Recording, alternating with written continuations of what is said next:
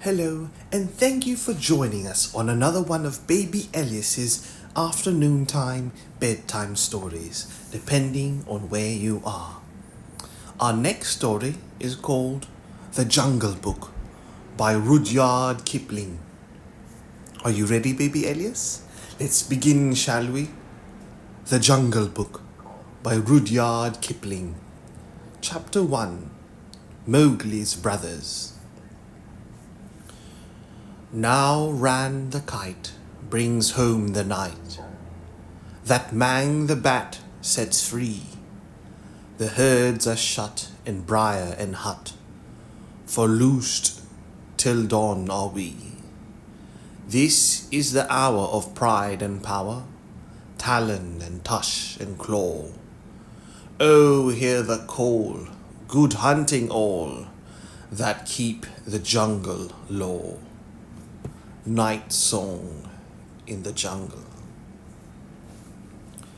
It was 7 o'clock of a very warm evening in the Seeonee hills when Father Wolf woke up from his day's rest, scratched himself and yawned, and spread out his paws one after the other to get rid of the sleepy feeling in their tips. Mother Wolf lay with her big grey nose dropped across her, 4 tumbling, squealing cubs, and the moon shone into the mouth of the cave where they all lived. Said Father Wolf. It is time to hunt again. He was going to spring down the hill when a little shadow with a bushy tail crossed the threshold and whined. Good luck go with you, O chief of the wolves, and good luck and strong white teeth go with noble children, that they may never forget the hungry in this world. It was the jackal, Tabaqui, the dish licker, and the wolves of India despise Tabaqui, because he runs about making mischief and telling tales and eating rags and pieces of leather from the village rubbish heaps. But they are afraid of him too, because Tabaqui, more than anyone else in the jungle, is apt to go mad, and then he forgets that he was ever afraid of anyone and runs through the forest, biting everything in his way. Even the tiger runs and hides when little Tabaqui goes mad, for madness is the most disgraceful thing that can overtake a wild creature. We call it hydrophobia, but they call it Diwani, the madness, and run. Enter then and look, said Father Wolf stiffly, but there is no food here. For a wolf, no, said Tabaqui, but for so mean a person as myself, a dry bone is a good feast. Who are we, the Gidurlog, the jackal people, to pick and choose? He scuttled to the back of the cave, where he found the bone of a buck with some meat on it, and sat cracking the end merrily. All thanks for this good meal, he said, licking his lips. How beautiful are the noble children, how large are their eyes, and so young too. Indeed, indeed, I might have remembered that the children of kings are men from the beginning. Now Tabaqui knew as well as anyone else that there is nothing so unlucky as to compliment children to their faces. It pleased him to see Mother and Father Wolf look uncomfortable. Tabaqui sat still, rejoicing in the mischief that he had made, and then he said spitefully, Shere Khan, the big one, has shifted his hunting grounds. He will hunt among these hills for the next moon, so he has told me. Shere Khan was the tiger who lived near the Waingunga River, 20 miles away. He has no right, Father Wolf began angrily. By the law of the jungle, he has no right to change his quarters without due warning. He will frighten every head of game within 10 miles, and I have to kill for 2 these days. His mother did not call him Langri, the lame one, for nothing, said the mother wolf quietly. He has been lame in 1 foot from his birth. That is why he has only killed cattle. Now the villages of the Waingunga are angry with him, and he has come here to make our villagers angry.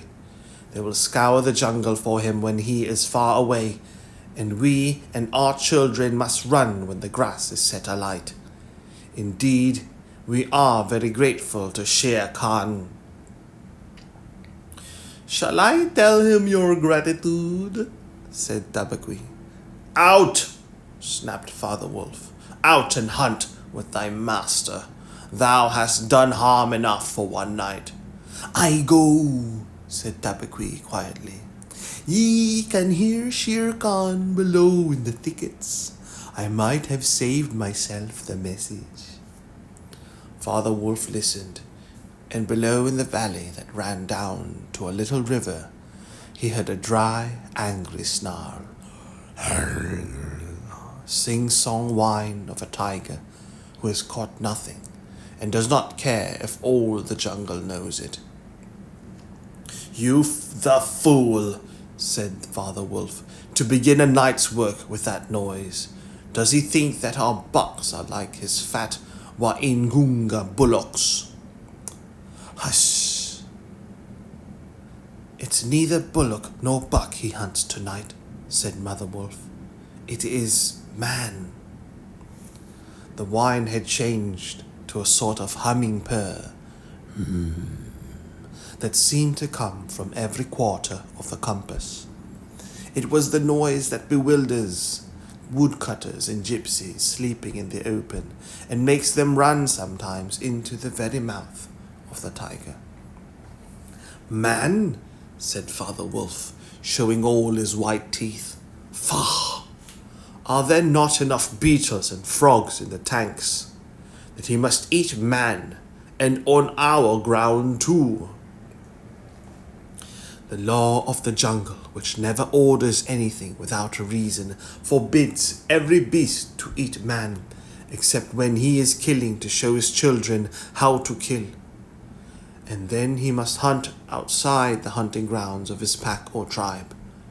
The reason for this is that man-killing means, sooner or later, the arrival of white men on elephants with guns and hundreds of brown men with gongs and rockets and torches. Then everybody in the jungle suffers. The reason the beasts give among themselves is that man is the weakest and most defenseless of all living things, and it is unsportsmanlike to touch him. They say too, and it is true, that man-eaters become mangy and lose their teeth. The purr grew louder and ended in the full-throated "arr" of the tiger's charge. Then there was a howl, an untigerish howl from Shere Khan. He has missed, said Mother Wolf. What is it? Father Wolf ran out a few paces and heard Shere Khan muttering and mumbling savagely as he tumbled about in the scrub. The fool has no more sense than to jump at a woodcutter's campfire, and has burned his feet, said Father Wolf with a grunt. Tabaqui is with him. Something is coming uphill, said Mother Wolf, twitching one ear. Get ready. The bushes rustled a little in the thicket, and Father Wolf dropped with his haunches under him, ready for his leap. Then, if you had been watching, you would have seen the most wonderful thing in the world. The wolf checked in mid-spring. He made his bound before he saw what it was he was jumping at, and then he tried to stop himself. The result was that He shot up straight into the air for 4 or 5 feet, landing almost where he left the ground. "A man! Man!" he snapped. "A man's cub! Look!" Directly in front of him, holding on by a low branch, stood a naked brown baby who could just walk, as soft and as dimpled a little atom as ever came to a wolf's cave at night. He looked up into Father Wolf's face and laughed. "Is that a man's cub?" said Mother Wolf. "I have never seen one. Bring it here." A wolf accustomed to moving his own cubs can, if necessary, mouth an egg without breaking it, and though Father Wolf's jaws closed right on the child's back, not a tooth even scratched the skin as he laid it down among the cubs. "How little, how naked, and how bold," said Mother Wolf softly. The baby was pushing his way between the cubs to get close to the warm hide. "Ahai! He is taking his meal with the others. And so this is a man's cub. Now, was there ever a wolf that could boast of a man's cub among her children?" "I have heard now and again of such a thing, but never in our pack or in my time," said Father Wolf. "He is altogether without hair, and I could kill him with a touch of my foot. But see, he looks up and is not afraid." The moonlight was blocked out with the mouth of the cave, for Shere Khan's great square head and shoulders were thrust into the entrance. Tabaqui, behind him, was squeaking, my lord, it went in there." "Shere Khan does us great honor," said Father Wolf, but his eyes were very angry. "What does Shere Khan need?" "My query. A man's cub went this way," said Shere Khan. "Its parents have run off. Give it to me."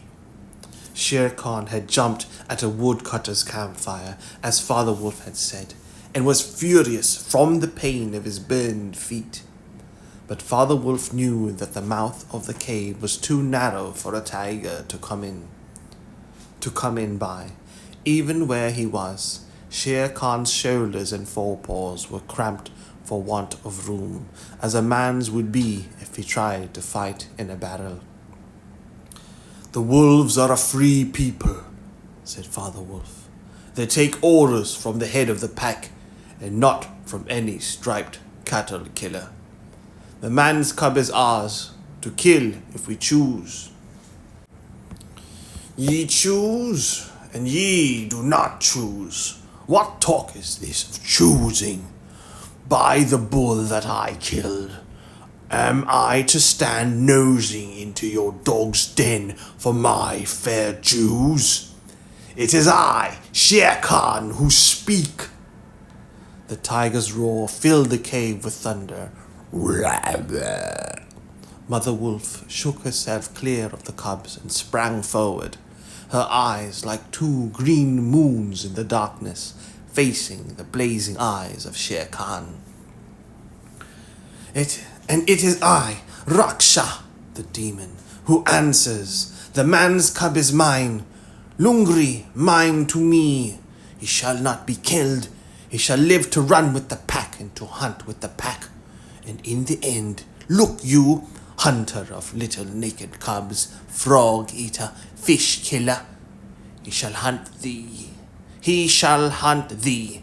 Now get hence, or by the Shambhur that I killed, I eat no starved cattle.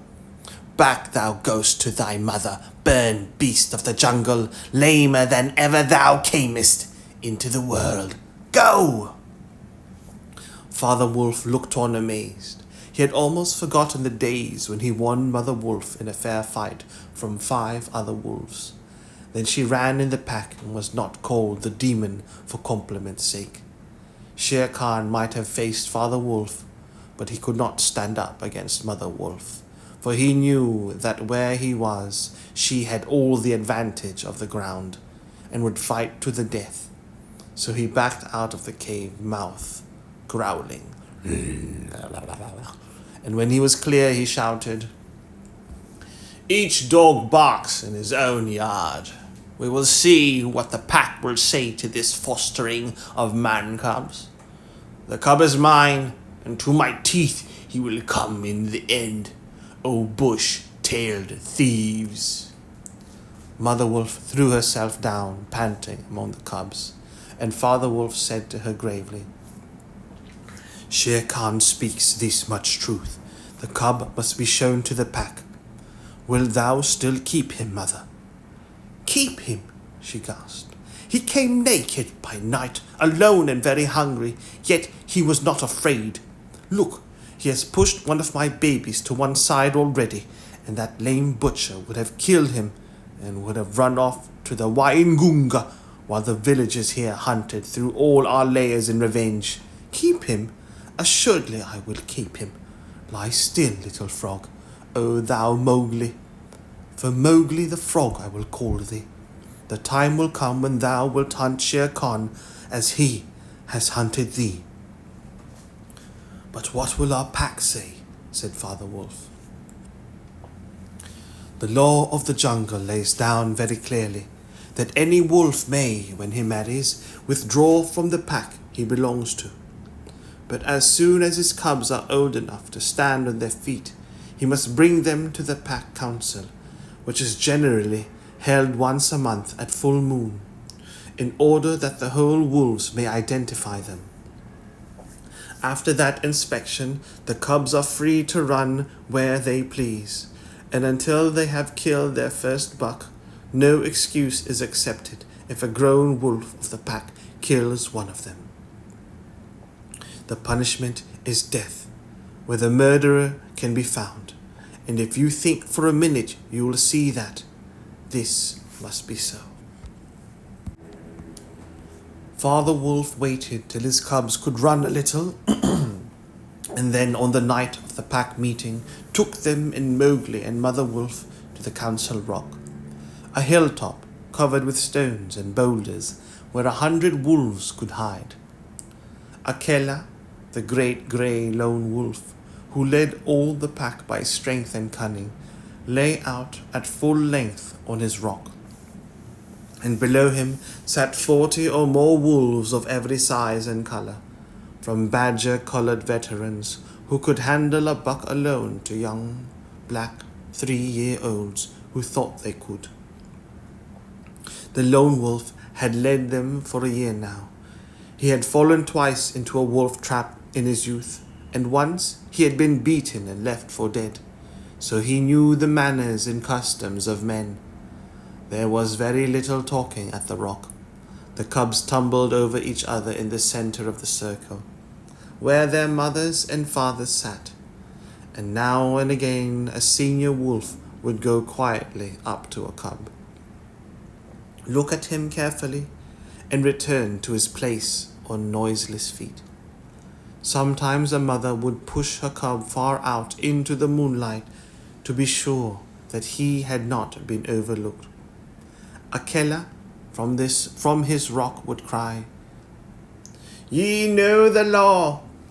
Ye know the law! Look well, O wolves!" And the anxious mothers would take up the call, "Look! Look well, O wolves!" At last, and Mother Wolf's neck bristles lifted as the time came, Father Wolf pushed Mowgli the frog, as they called him, into the center, where he sat laughing and playing with some pebbles that glistened in the moonlight. Akela never raised his head from his paws, but went on with a monotonous cry, "Look well!" A muffled roar came up from behind the rocks, the voice of Shere Khan crying, "The cub is mine. Give him to me. What have the free people to do with a man's cub?" Akela never even twitched his ears. All he said was, Look well, O wolves! What have the free people to do with the orders of any? Save the free people? Look well! There was a chorus of deep growls, and a young wolf in his 4th year flung back Shere Khan's question to Akela. What have the free people to do with a man's cub? Now the law of the jungle lays down that if there is any dispute as to the right of a cub to be accepted by the pack, he must be spoken for by at least 2 members of the pack who are not his father and mother. Who speaks for this cub? Said Akela. Among the free people, who speaks? There was no answer, and Mother Wolf got ready for what she knew would be her last fight, if things came to fighting. Then, the only other creature who was allowed at the pack council, Baloo, the sleepy brown bear who teaches the wolf cubs the law of the jungle. Old Baloo, who can come and go where he pleases because he eats only nuts and roots and honey, rose upon his hind quarters and grunted, The man's cub! The man's cub, he said. I speak for the man's cub. There's no harm in a man's cub. I have no gift of words, but I speak the truth. Let him run with the pack and be entered with the others. I myself will teach him. We need yet another, said Akela. Baloo has spoken, and he is our teacher for the young cubs. Who speaks besides Baloo? A black shadow dropped down into the circle. It was Bagheera, the Black Panther, inky black all over, but with the panther markings showing up in certain lights, like the pattern of a watered silk. Everybody knew Bagheera, and nobody cared to cross his path, for he was as cunning as Tabaki, as bold as the wild buffalo, and as reckless as the wounded elephant. But he had a voice as soft as wild honey dripping from a tree, and a skin softer than down. O Akela, and ye the free people, he purred. I have no right in your assembly, but the law of the jungle says that if there is doubt, which is not a killing matter, in regard to a new cub, the life of that cub may be bought at a price. And the law does not say who may or may not pay that price. Am I right? Good, good, said the young wolves, who are always hungry.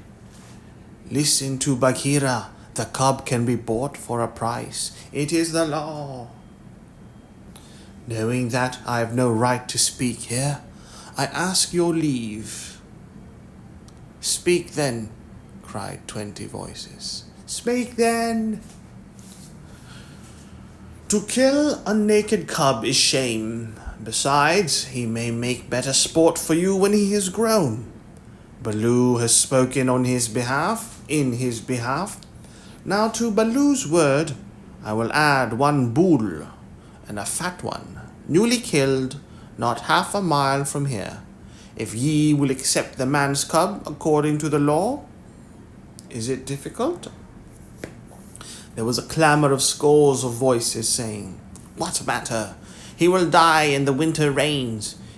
He will scorch in the sun. What harm can a naked frog do us? Let him run with the pack. Where is the bull, Bagheera? Let him be accepted. And then came Akela's deep bay crying, Look well, O wolves. Mowgli was still deeply interested in the pebbles, and he did not notice when the wolves came and looked at him one by one. At last they all went down the hill for the dead bull, and only Akela, Bagheera, Baloo, and Mowgli's own wolves were left. Shere Khan roared still in the night, for he was very angry that Mowgli had not been handed over to him. Aye, roar well, said Bagheera under his whiskers, "for the time will come when this naked thing will make thee roar to another tune, or I know nothing of man." "It was well done," said Akela. "Men and their cubs are very wise. He may be a help in time." "Truly, a help in time of need, for none can hope to lead the pack forever," said Bagheera. Akela said nothing. He was thinking of the time that comes to every leader of every pack when his strength goes from him and he gets feebler and feebler, till at last he is killed by the wolves and a new leader comes up to be killed in his turn. "Take him away," he said to Father Wolf, "and train him as befits one of the free people." And that is how Mowgli was entered into the Seeonee wolf pack for the price of a bull and on Baloo's good word. Now, you must be content to skip 10 or 11 whole years and only guess at all the wonderful life that Mowgli led among the wolves, because if it were written out, it would fill ever so many books. He grew up with the cubs, though they, of course, were grown wolves almost before he was a child, and Father Wolf taught him his business and the meanings of things in the jungle, till every rustle in the grass, every breath of the warm night air, every note of the owls above his head, every scratch of a bat's claws as it roosted for a while in a tree, and every splash of every little fish jumping in a pool meant just as much to him as the work of his office means to a businessman. When he was not learning, he sat out in the sun and slept, and ate and went to sleep again. When he felt dry or hot, he swam in the forest pools, and when he wanted honey, Baloo told him that honey and nuts were just as pleasant to eat as raw meat. He climbed up for it, and that Bagheera showed him how to do. Bagheera would lie out on a branch and call, "Come along, little brother," and at first Mowgli would cling like the sloth, but afterward he would fling himself through the branches almost as boldly as the grey ape. He took his place at the council rock too when the pack met, and there he discovered that if he stared hard at any wolf, the wolf would be forced to drop his eyes. And so he used to stare for fun. At other times he would pick the long thorns out of the pads of his friends, for wolves suffer terribly from thorns and burrs in their coat. He would go down the hillside into the cultivated lands by night and look very curiously at the villagers in their huts. But he had a mistrust of men, because Bagheera showed him a square box with a drop gate, so cunningly hidden in the jungle that he nearly walked into it, and told him that it was a trap. He loved better than anything else to go with Bagheera into the dark, warm heart of the forest, to sleep all through the drowsy day, and at night to see how Bagheera did his killing. Bagheera killed right and left as he felt hungry, and so did Mowgli, with one exception. As soon as he was old enough to understand things, Bagheera told him that he must never touch cattle, because he had been bought into the pack at the price of a bull's life. "All the jungle is thine," said Bagheera, "and thou canst kill everything that thou art strong enough to kill. But for the sake of the bull that bought thee, thou must never kill or eat any cattle, young or old. That is the law of the jungle." Mowgli obeyed faithfully. And he grew and grew, strong as a boy must grow, who does not know that he is learning any lessons, and who has nothing in the world to think of except things to eat. Mother Wolf told him once or twice that Shere Khan was not a creature to be trusted, and that some day he must kill Shere Khan. But though a young wolf would have remembered that advice every hour, Mowgli forgot it because he was only a boy, and though he would have called himself a wolf if he had been able to speak in any human tongue. Shere Khan was always crossing his path in the jungle, for as Akela grew older and feebler, the lame tiger had come to be great friends with the younger wolves of the pack, who followed him for scraps. A thing Akela would never have allowed if he had dared to push his authority to the proper bounds.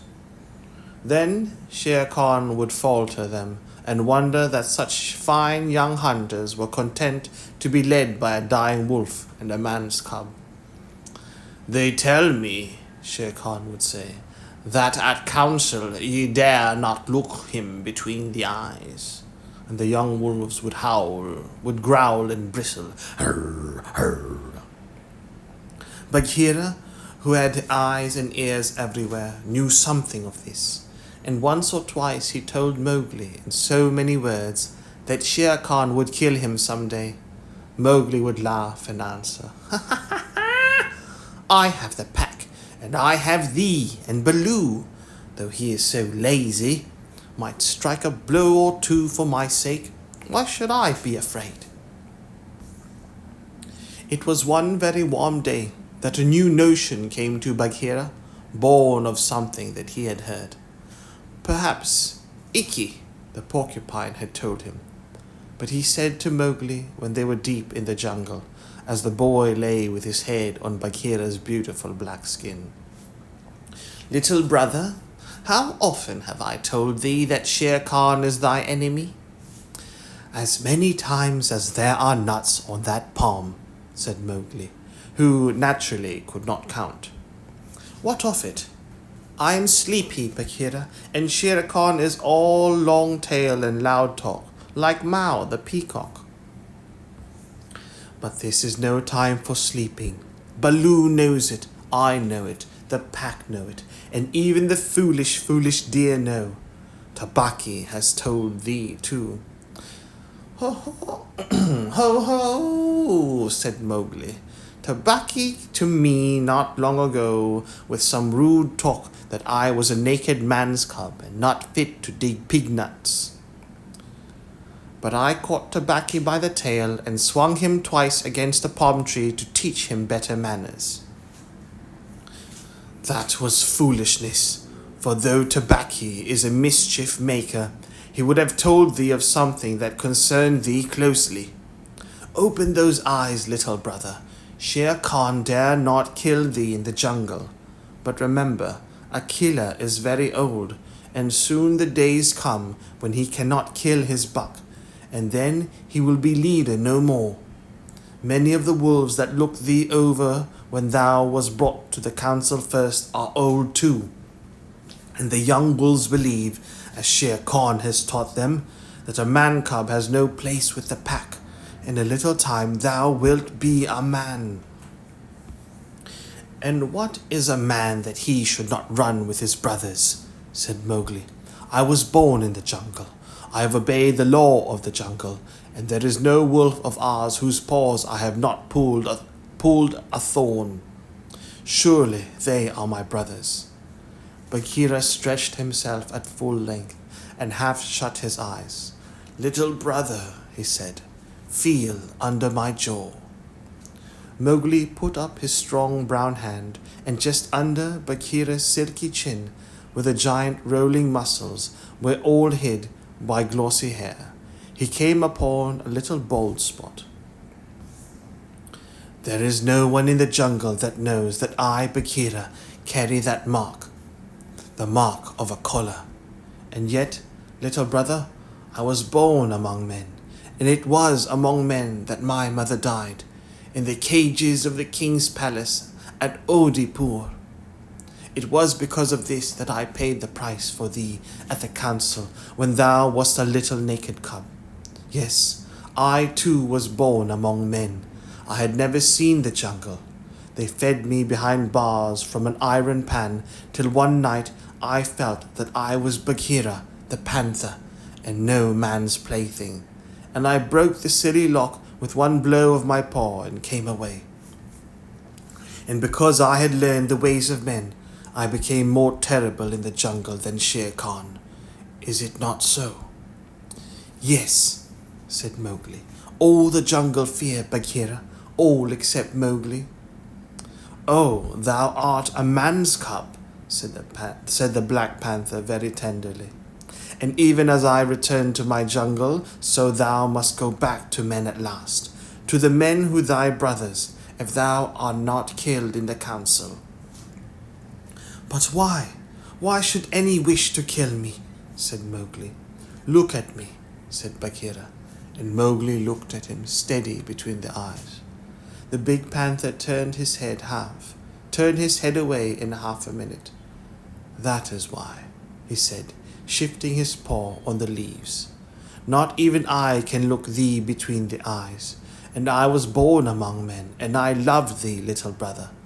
The others, they hate thee because their eyes cannot meet thine, because thou art wise, because thou hast pulled out thorns from their feet, because thou art a man." "I did not know these things," said Mowgli sullenly, and he frowned under his heavy black eyebrows. "What is the law of the jungle? Strike first, and then give tongue. But by thy very carelessness they know that thou art a man. But be wise. It is in my heart that when a killer misses his next kill, and at each hunt it costs him more to pin the buck, the pack will turn against him and against thee. They will hold a jungle council at the rock, and then I have it," said Bagheera, leaping up. "Go thou down quickly to the men's huts in the valley, and take some of the red flower which they grow there, so that when the time comes, thou mayest have even a stronger friend than I, or Baloo, or those of the pack that love thee. Get the red flower."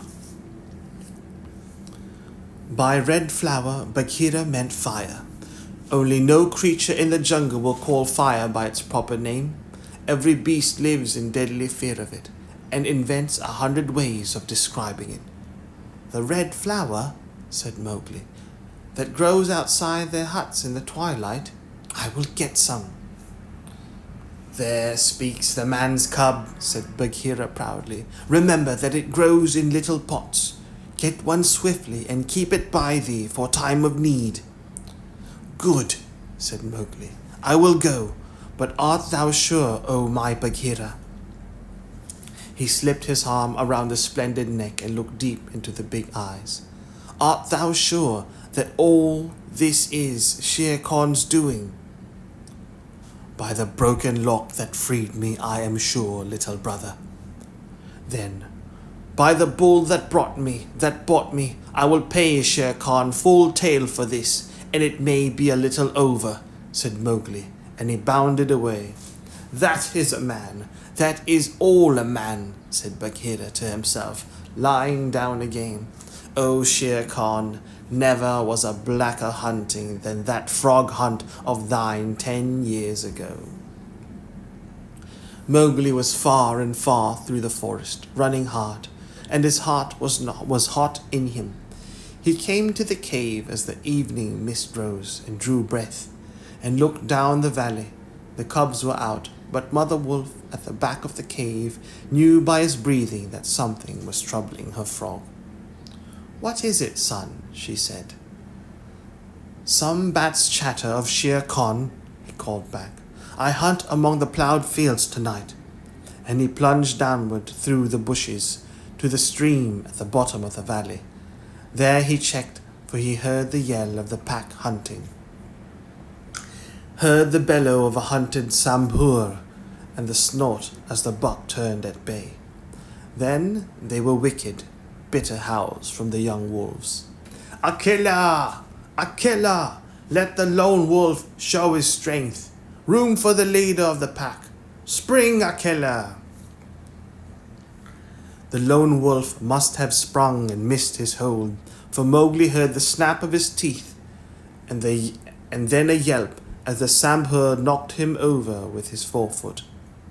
He did not wait for anything more, but dashed on, and the yells grew fainter behind him as he ran into the croplands where the villagers lived. Bagheera spoke the truth. Bagheera spoke truth, he panted as he nestled down in some cattle fodder by the window of a hut. Tomorrow is one day both for Akela and for me. Then he pressed his face close to the window and watched the fire on the hearth. He saw the husbandman's wife get up and feed it in the night with black lumps. And when the morning came and the mists were all white and cold, he saw the man's child pick up a wicker pot plastered inside with earth, fill it with lumps of red-hot charcoal, put it under his blanket, and go out to tend the cows in the byre. "Is that all?" said Mowgli. "If a cub can do it, there is nothing to fear." So he strode round the corner and met the boy, took the pot from his hand and disappeared into the mist while the boy howled with fear. "They are very like me," said Mowgli, blowing into the pot as he had seen the woman do.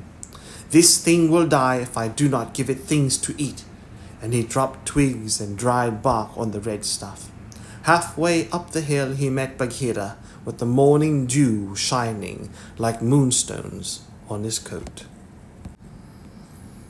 "Akela has missed," said the panther. "They would have killed him last night, but they needed thee also. They were looking for thee on the hill." I was among the ploughed lands. I am ready. See?" Mowgli held up the fire pot. "Good. Now, I have seen men thrust a dry branch into that stuff, and presently the red flower blossomed at the end of it. Art thou not afraid?" "No. Why should I fear? I remember now. If it is not a dream, how before I was a wolf I lay beside the red flower, and it was warm and pleasant."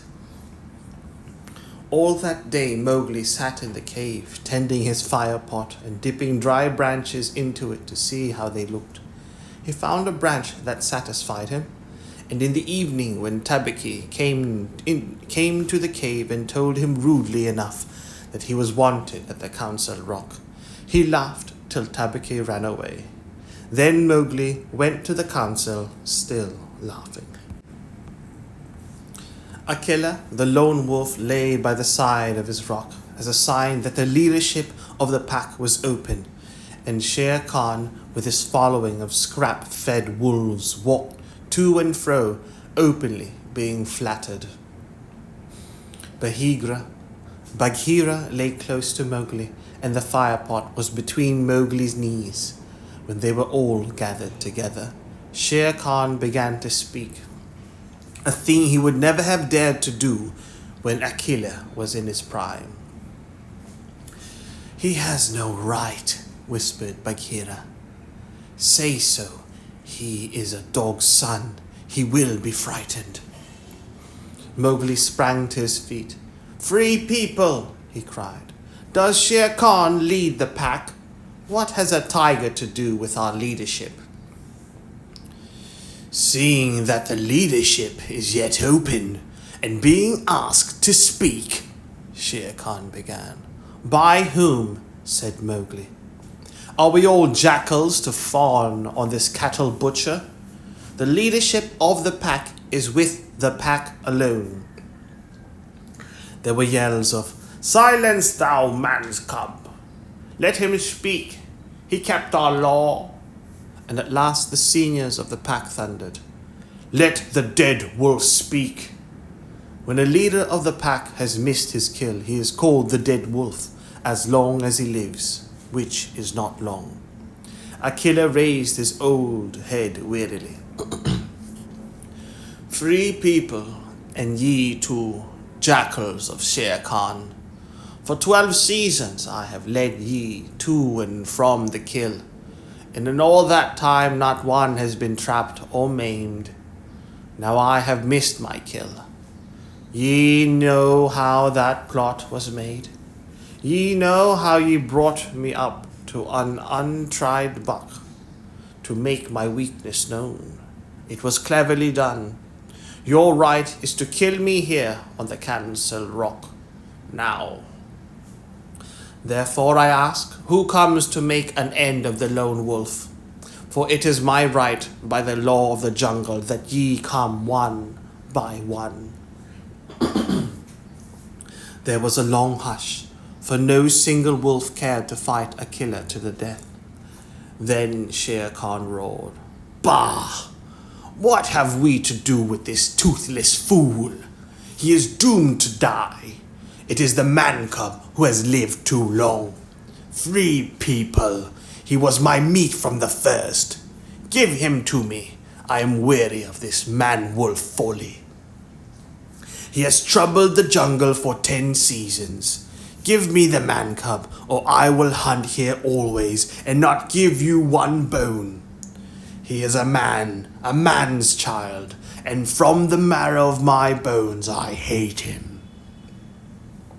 Then more than half the pack yelled, "A man! A man! What has a man to do with us? Let him go to his own place." "And turn all the people of the villages against us?" clamored Shere Khan. "No, give him to me. He is a man, and none of us can look him between the eyes." A killer lifted his head again and said, "He has eaten our food. He has slept with us. He has driven game for us. He has broken no word of the law of the jungle. Also, I paid for him with a bull when he was accepted. The worth of a bull is little, but Bagheera's honor is something that he will perhaps fight for," said Bagheera in his gentlest voice. "A bull paid 10 years ago," the pack snarled. "What do we care for bones 10 years old?" "Or for a pledge," said Bagheera, his white teeth bared under his lip. Well, are ye called the free people?" "No man's cub can run with the people of the jungle," howled Shere Khan. "Give him to me." "He is our brother in all but blood," Killer went on. "And ye would kill him here? In truth, I have lived too long. Some of ye are eaters of cattle, and of others I have heard that, under Shere Khan's teaching, yet go by dark night and snatch children from the village's doorstep. Therefore I know ye to be cowards, and it is to cowards I speak. It is certain that I must die, and my life is of no worth, or I would offer that in the man-cub's place.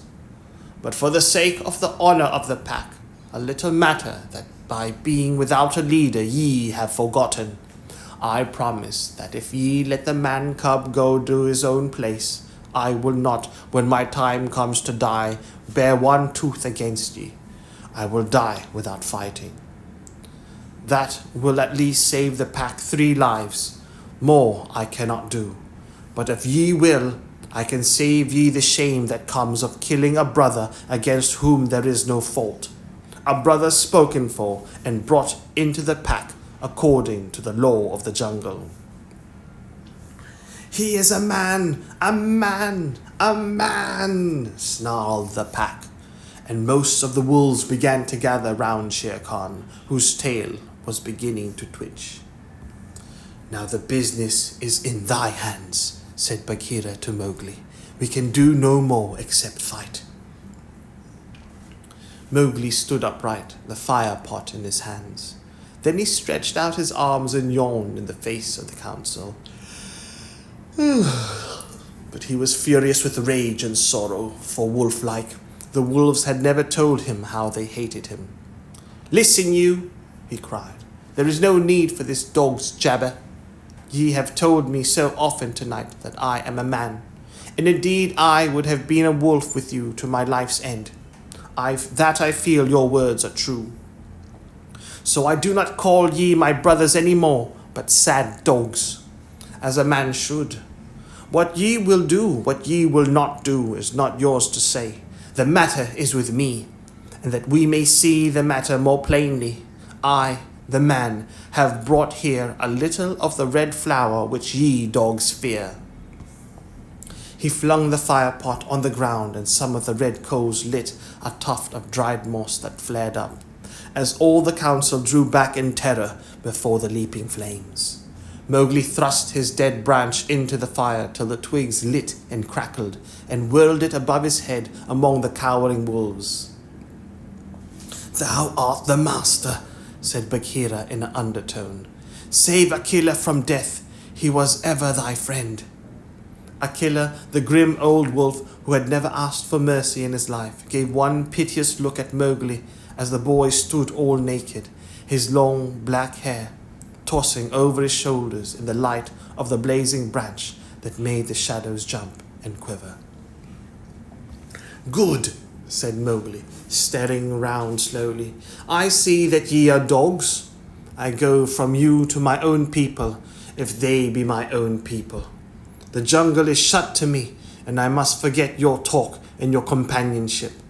But I will be more merciful than ye are, because I was all but your brother in blood. I promise that when I am a man among men, I will not betray ye to men as ye have betrayed me."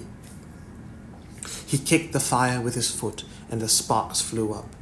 "There shall be no war between any of us in the pack, but here is a debt to pay before I go."